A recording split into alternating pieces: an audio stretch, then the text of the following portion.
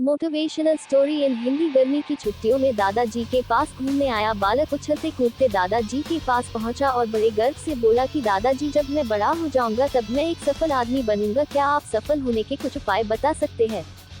दादाजी हाँ में सर हिला दिया और बिना कुछ कहे लड़के का हाथ पकड़ा और उसे करीब की पौधशाला ले गए। वहां जाकर दादाजी ने 2 छोटे छोटे पौधे खरीदे और घर वापस आ गए। वापस आकर उन्होंने एक पौधा घर के बाहर लगा दिया और दूसरा पौधा गमले में लगाकर घर के अंदर रख दिया। अब आपको क्या लगता है कि इन दोनों पौधों में से भविष्य में कौन सा पौधा अधिक सफल होगा?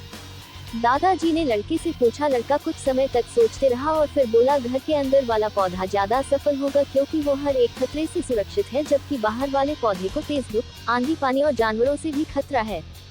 दादाजी बोले, चलो देखते हैं आगे क्या होता है, और वह अखबार उठाकर पढ़ने लगे। दादाजी दोनों पौधों पर ज्यादा ध्यान देते रहे और समय बीतता गया। 3-4 साल बाद जब एक बार फिर वह लड़का अपने माता पिता के साथ गांव घूमने आया, तब अपने दादाजी को देखा तो देखते ही बोला, दादाजी, पिछली बार मैंने आपसे सफल होने के कुछ उपाय मांगे थे, पर आपने तो कुछ भी नहीं बताया था, पर इस बार आपको कुछ बताना ही होगा। दादाजी मुस्कुराए और लड़के को उस जगह ले गए जहां उन्होंने गमले में पौधा लगाया था। अब वह पौधा एक पेड़ में बदल चुका था। लड़का बोला, देखा दादाजी, मैंने कहा था ना कि ये वाला पौधा ज्यादा सफल होगा। दादाजी ने बोला, अरे पहले बाहर वाले पौधे का हाल तो देख लो। और ये कहते हुए दादाजी लड़के को बाहर ले गए। बाहर एक विशाल पेड़ गर्व से खड़ा था। उसकी शाखाएं दूर तक फैली हुई थी और उसके छांव में खड़े राहगीर आराम से बातें कर रहे थे। अब दादाजी ने पूछा, बताओ कौन सा पौधा ज्यादा सफल हुआ? लड़का कुछ शर्माते हुए बोला, बाहर वाला। लेकिन ये कैसे संभव है? बाहर तो उसे ना जाने कितने खतरों का सामना करना पड़ा होगा। दादाजी मुस्कुराए और बोले, हाँ, बाहर वाले पौधे को बहुत सी चीजों से सामना करना पड़ा, लेकिन समस्या का सामना करने से अपने फायदे भी तो है।